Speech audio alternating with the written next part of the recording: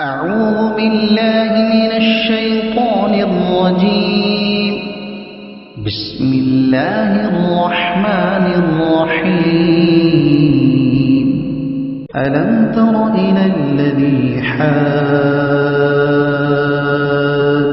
إبراهيم في ربه أن آتاه الله الملك إذ قال إبراهيم ربي الذي يحيي ويميت قال أنا أحيي وأميت قال إبراهيم فإن الله يأتي بالشمس من المشرق فأت بها من المغرب فبهت الذي كفر والله لا يهدي القوم الظالمين.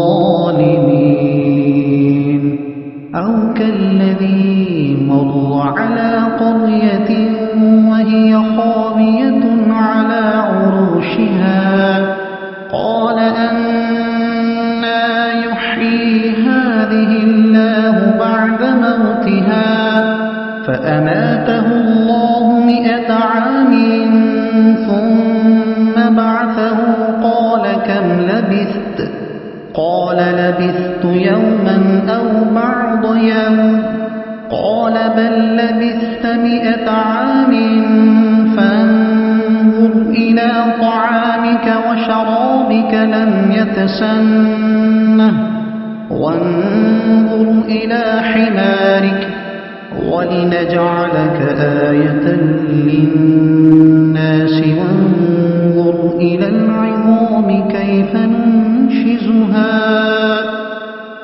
ننشزها ثم نكسوها لحما فلما تبين له قال أعلم أن الله على كل شيء قدير.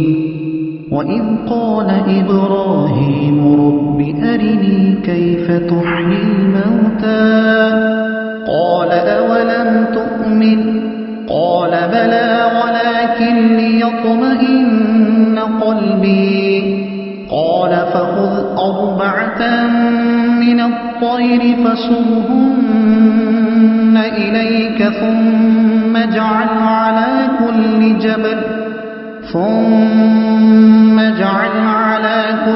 جبل منهن جزءا ثم ادعهن يأتينك سعيا واعلم أن الله عزيز حكيم. صدق الله العظيم. اللہ کے نام سے شروع جو بہت مہربان رحمت والا. ترجمہ سورہ بقرہ 35واں رکوع. اے محبوب کیا تم نے نہ دیکھا تھا اسے جو ابراہیم سے جھگڑا اس کے رب کے بارے میں اس پر کہ اللہ نے اسے بادشاہی دی جبکہ ابراہیم نے کہا کہ میرا رب وہ ہے کہ زلاتا اور مارتا ہے. بولا میں زلاتا اور مارتا ہوں. ابراہیم نے فرمایا تو اللہ سورج کو لاتا ہے پورب سے تو اس کو پشچم سے لے آ. تو ہوش اڑ گئے کافر کے اور اللہ راہ نہیں دکھاتا ظالموں کو. یا اس کی طرح جو گزرا ایک بستی پر اور وہ ڈھئی پڑی تھی اپنی چھتوں پر. بولا اسے کیسے جلائے گا اللہ اس کی موت کے بعد تو اللہ نے اسے مردہ رکھا 100 برس پھر زندہ کر دیا. فرمایا تو یہاں کتنا ٹھہرا؟ عرض کی دن بھر ٹھہرا ہوں گا یا کچھ کم. فرمایا نہیں تجھے 100 برس گزر گئے اور اپنے کھانے اور پانی کو دیکھ کہ اب تک بو نہ لایا اور گدھے کو دیکھ کہ جس کی ہڈیاں تک سلامت نہ رہیں.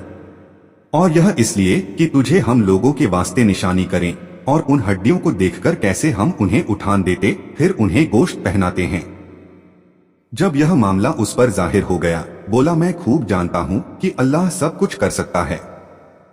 اور جب عرض کی ابراہیم نے اے رب میرے مجھے دکھا دے تو کس طرح مردے جلائے گا. فرمایا کیا تجھے یقین نہیں؟ عرض کی یقین کیوں نہیں مگر یہ چاہتا ہوں کہ میرے دل کو قرار آ جائے. فرمایا تو اچھا 4 پرندے لے کر اپنے ساتھ ہلا لے، پھر ان کا ایک ایک ٹکڑا ہر پہاڑ پر رکھ دے، پھر انہیں بلا، وہ تیرے پاس چلے آئیں گے پاو سے دوڑتے۔ جان رکھ کہ اللہ غالب حکمت والا ہے۔ तफसीर सूरह बकरह 35वां रुकू। घमंड और बड़ाई पर और तमाम जमीन की सल्तनत अता फरमाई। इस पर उसने शुक्र और फरमानबरदारी के बजाय घमंड किया और खुदा होने का दावा करने लगा। उसका नाम नमरूद बिन कनान था। सबसे पहले सर पर ताज रखने वाला यही है। जब हजरत इब्राहीम अलैहिस्सलाम ने उसको खुदा परस्ती की दावत दी, चाहे आग में डाले जाने से पहले या इसके बाद, तो वह कहने लगा कि तुम्हारा रब कौन है जिसकी तरफ तुम हमें बुलाते हो, यानी जिस्मों में मौत और जिंदगी पैदा करता है। एक खुदा को न पहचानने वाले के लिए यह बेहतरीन हिदायत थी। और इसमें बताया गया था कि खुद तेरी जिंदगी उसके अस्तित्व की गवाह है कि तू एक बेजान नुत्फा था। उसने उसे इंसानी सूरत दी और जिंदगी प्रदान की। वह रब है और जिंदगी के बाद फिर जिंदा जिस्मों को मौत देता है। वो परवरदिगार है, उसकी कुदरत की गवाही खुद तेरी अपनी मौत और जिंदगी में मौजूद है। उसके अस्तित्व से बेखबर रहना अत्यंत अज्ञानता और सख्त बदनसीबी है। यह दलील ऐसी जबरदस्त थी कि इसका जवाब नमरूद से न बन पड़ा, और इस ख्याल से कि भीड़ के सामने उसको लाजवाब और शर्मिंदा होना पड़ता है, उसने टेढ़ा तर्क अपनाया। नमरूद ने 2 व्यक्तियों को बुलाया। उनमें से एक को कत्ल किया, एक को छोड़ दिया, और कहने लगा कि मैं भी जिलाता मारता हूं, यानी किसी को गिरफ्तार करके छोड़ देना उसको जिलाना है। यह उसकी अत्यंत मूर्खता थी। कहां कत्ल करना और छोड़ना, और कहां मौत और जिंदगी पैदा करना। कत्ल किए हुए शख्स को जिंदा करने से आजिज रहना और बजाय उसके जिंदा के छोड़ने को जिलाना कहना ही उसकी जिल्लत के लिए काफी था। समझ वालों पर इसी से जाहिर हो गया कि जो तर्क हजरत इब्राहीम अलैहिस्सलाम ने कायम किया है वह अंतिम है और उसका जवाब मुमकिन नहीं। लेकिन चूंकि नमरूद के जवाब में दावे की शान पैदा हो गई, तो हजरत इब्राहीम अलैहिस्सलाम ने उस पर मुनाजिरे वाली गिरफ्त फरमाई कि मौत और जिंदगी का पैदा करना तो तेरी ताकत से बाहर है। ऐ खुदा बनने के झूठे दावेदार, तू इससे सरल काम ही कर दिखा जो एक मुतहर्रिक जिस्म की हरकत का बदलना है। यह भी न कर सके तो खुदा होने का दावा किस मुंह से करता है। इस आयत से इल्मे कलाम में मुनाजिरा करने का सबूत मिलता है। बहुतों के अनुसार यह घटना हजरत उजैर अलैहिस्सलाम की है और बस्ती से मुराद बैतुल मक़दिस है। जब बुख्तिनस्सर बादशाह ने बैतुल मक़दिस को वीरान किया और बनी इसराइल को कत्ल किया, गिरफ्तार किया, तबाह कर डाला, फिर हजरत उजैर अलैहिस्सलाम वहां गुजरे। आपके साथ एक बर्तन खजूर और एक प्याला अंगूर का रस, और आप एक गधे पर सवार थे। सारी बस्ती में फिरे, किसी शख्स को वहां न पाया। बस्ती की इमारतों को गिरा हुआ देखा तो आपने आश्चर्य से कहा, अन्ना युही हाजिहिल्लाहु बादा मौतिहा, कैसे जिलाएगा अल्लाह उसकी मौत के बाद। और आपने अपनी सवारी के गधे को वहां बांध दिया और आपने आराम फरमाया। उसी हालत में आपकी रूह कब्ज कर ली गई और गधा भी मर गया। यह सुबह के वक्त की घटना है। उससे 70 बरस बाद अल्लाह ताला ने फारस के बादशाहों में से एक बादशाह को मुसल्लत किया और वह अपनी फौजें लेकर बैतुल मक़दिस पहुंचा और उसको पहले से भी बेहतर तरीके पर आबाद किया। और बनी इस्राइल में से जो लोग बाकी रहे थे, अल्लाह ताला उन्हें फिर यहाँ लाया और वो बैतुल मक़दिस और उसके आसपास आबाद हुए और उनकी तादाद बढ़ती रही। इस जमाने में अल्लाह ताला ने हजरत उजैर अलैहिस्सलाम को दुनिया की आंखों से छुपाए रखा और कोई आपको न देख सका। जब आपकी वफात को 100 साल गुजर गए तो अल्लाह ताला ने आपको जिंदा किया। पहले आंखों में जान आई, अभी तक सारा बदन मुर्दा था। वह आपके देखते देखते जिंदा किया गया। यह घटना शाम के वक्त सूरज डूबने के करीब हुई। अल्लाह ताला ने फरमाया, तुम यहाँ कितने दिन ठहरे? आपने अंदाजे से अर्ज किया कि 1 दिन या कुछ कम। आपका ख्याल यह हुआ कि यह उसी दिन की शाम है जिसकी सुबह को सोए थे। फरमाया, बल्कि तुम 100 बरस ठहरे। अपने खाने और पानी यानी खजूर और अंगूर के रस को देखो कि वैसा ही है, उसमें बू तक न आई, और अपने गधे को देखो। देखा कि वह मरा हुआ था, गल गया था, अंग बिखर गए थे, हड्डियां सफेद चमक रही थीं। आपकी निगाह के सामने उसके अंग जमा हुए, हड्डियों पर गोश्त चढ़ा, गोश्त पर खाल आई, बाल निकले, फिर उसमें रूह फूंकी गई। वह उठ खड़ा हुआ और आवाज करने लगा। आपने अल्लाह ताला की कुदरत का अवलोकन किया और फरमाया, मैं खूब जानता हूँ कि अल्लाह ताला हर चीज पर कादिर है। फिर आप अपनी उसी सवारी पर सवार होकर अपने महल्ले में तशरीफ लाएं। सरे अकदस और दाढ़ी मुबारक के बाल सफेद थे। उम्र वही 40 साल की थी। कोई आपको पहचानता न था। अंदाजे से अपने मकान पर पहुंचे। एक बुढ़िया मिली जिसके पांव रह गए थे। वह अंधी हो गई थी। वह आपके घर की दासी थी। उसने आपको देखा था। आपने उससे पूछा कि यह उजैर का मकान है। उसने कहा हाँ। और उजैर कहा उन्हें गायब हुए 100 साल गुजर गए। यह कहकर खूब रोई। आपने फरमाया मैं उजैर हूं। उसने कहा सुभान अल्लाह, यह कैसे हो सकता है?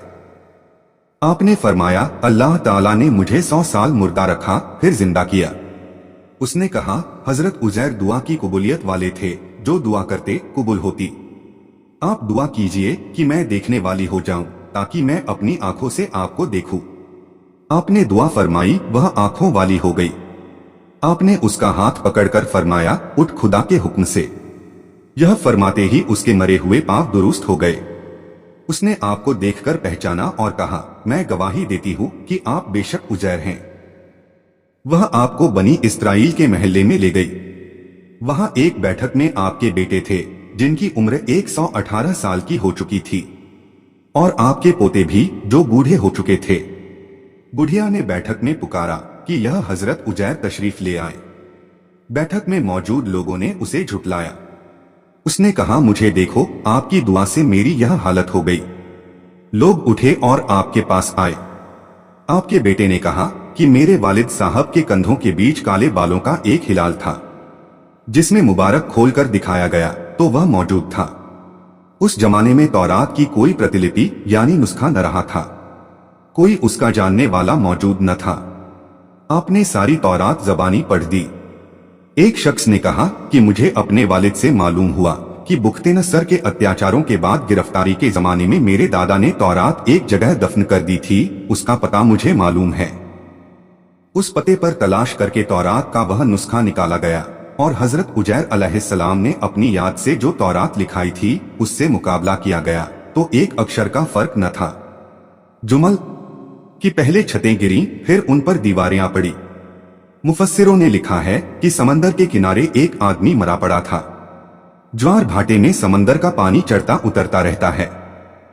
जब पानी चढ़ता तो मछलियां उसकी लाश को खाती, जब उतर जाता तो जंगल के दरिंदे खाते, जब दरिंदे जाते तो परिंदे खाते। हजरत इब्राहीम अलैहिस्सलाम ने यह देखा तो आपको शौक हुआ कि आप देखें कि मुर्दे किस तरह जिंदा किए जाएंगे। आपने अल्लाह ताला की बारगाह में अर्ज किया, या रब मुझे यकीन है कि तू मुर्दों को जिंदा फरमाएगा और उनके अंग दरियाई जानवरों और दरिंदों के पेट और परिंदों के पेटों से जमा फरमाएगा, लेकिन मैं यह अजीब दृश्य देखने की इच्छा रखता हूँ।